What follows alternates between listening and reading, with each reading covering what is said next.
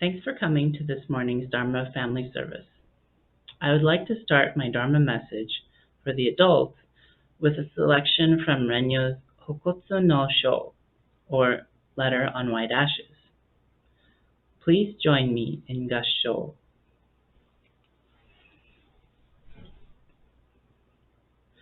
In silently contemplating the transient nature of human existence, nothing in our world is more fragile and fleeting than our life. Thus, we hear of no one sustaining a human form for 1,000 years. Life swiftly passes, and who among us can maintain our human form for even 100 years? Whether I go before others or others go before me, whether it is today or it be tomorrow, who is to know? Those who leave before us are as countless as the drops of dew. Though in the morning we may have radiant health, in the evening we may return to ashes. When the winds of impermanence blow, our eyes are closed forever, and when the last breath leaves us, our face loses its color. Though loved ones gather and lament, everything is to no avail. The body is then sent to an open field and vanishes from this world with the smoke of cremation, leaving only white ashes. There is nothing more real than this truth of life. The fragile nature of human existence underlies both the young and old, and therefore we must, one and all, turn to the teachings of the Buddha and awaken to the ultimate source of life. By so understanding the meaning of death, we can come fully to appreciate the meaning of this life, which is unrepeatable and thus to be treasured above all else. By virtue of true compassion, let us realize the irreplaceable value of human life, and let us together live the Nembutsu in our hearts, humbly and respectfully. Namo Amida Butsu, Namo Amida Butsu, Namo Amida Butsu, Namandao, Namandao, Namandao.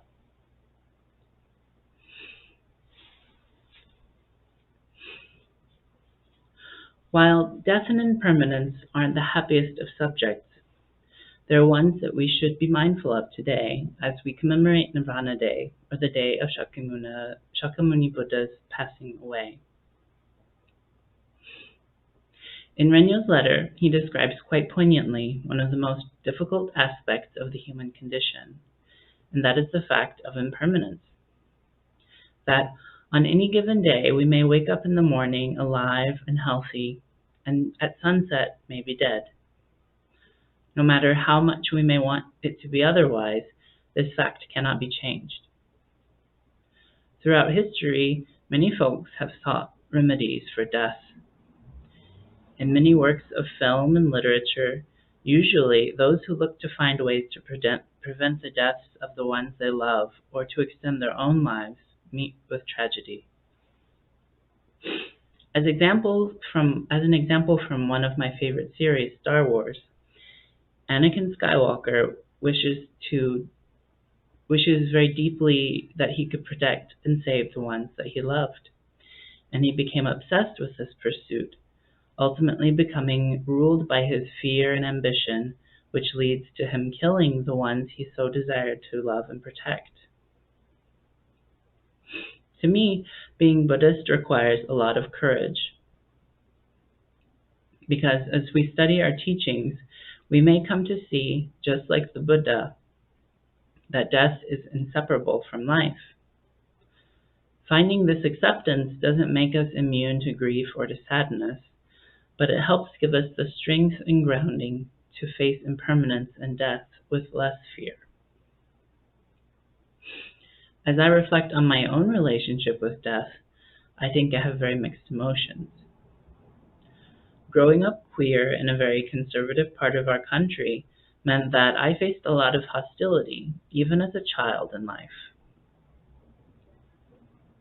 I don't think I knew exactly who I was back when I was very, very young, but I knew who I wasn't. And I knew that I didn't fit into the roles that my religion and my culture had told me that I needed to fit into in order to be a quote-unquote good person. This led to a lot of doubt and anxiety, which in turn grew into profound sadness and depression. There were times that I felt so overwhelmed and alone in the world that I thought it would be much easier if I were dead. So now, when I think about the idea of me dying, it isn't all that scary. Honestly, sometimes I'm surprised that I'm still living now, and I'm grateful to be here today. When I was living in Japan last year, I had a seizure, which was something I'd never experienced before. Luckily, I was with my friend Heiwan when it happened, who called the ambulance. It had happened in late March, and things had just begun to get worse in Japan with the coronavirus pandemic, so a lot of businesses were closing. I wound up having to be in the hospital in Osaka for a whole month. And though visiting options were very limited because of the pandemic lockdown, Heiwan was there for me the whole time. We found out that an infection in my sinuses had spread to my brain, which is what caused the seizures. I wound up having to have surgery on my sinuses, and then 2 surgeries on my brain to drain the fluids from the infection. The doctors explained to Heiwan and I that the infection could have permanently damaged my brain, and I very likely could have died.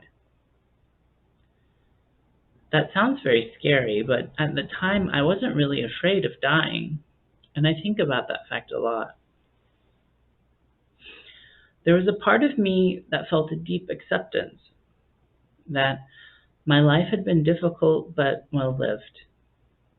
I had faced and overcame a lot in my life. I had a lot of people who I loved and who loved me. Though it was very isolating being in the hospital and having limited abilities in Japanese language, so talking to the staff was challenging, I still felt okay with dying. After I was released from the hospital and had mostly recovered, Heiwan and I were very happy. But we also had to have a lot of discussions to process what had happened. You see, the day that I'd had the seizure, Heiwan was about to fly home for good.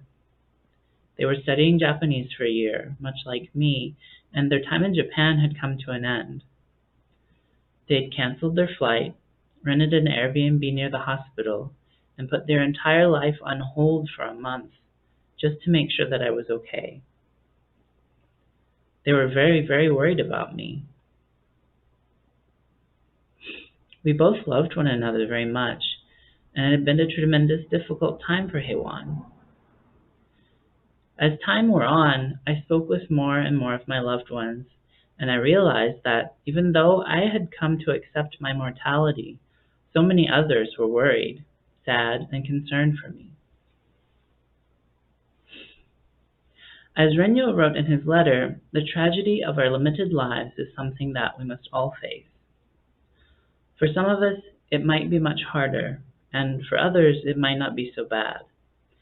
However we look at it, though, there is comfort in the fact that the impermanence of life is not something that we face alone.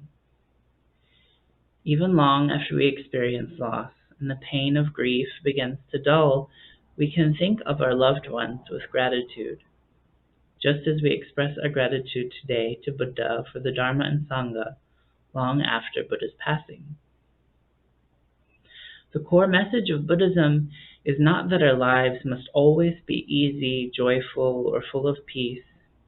Rather, our teachings encourage us to look at life for what it is. Our religion is not about escapism. Buddhism requires courage and a realistic outlook on life, which can be quite challenging and uncomfortable at times. That might not sound particularly positive, but when we see life and our world more clearly, then we can also live our lives more authentically. This authenticity means that we can appreciate much more deeply the gift of our human lives. Here, I'd like to conclude my Dharma message. Please join me in Gassho. Namo Amida Butsu, Namo Amida Butsu, Namo Amida Butsu, Namanda, Namanda, Namanda.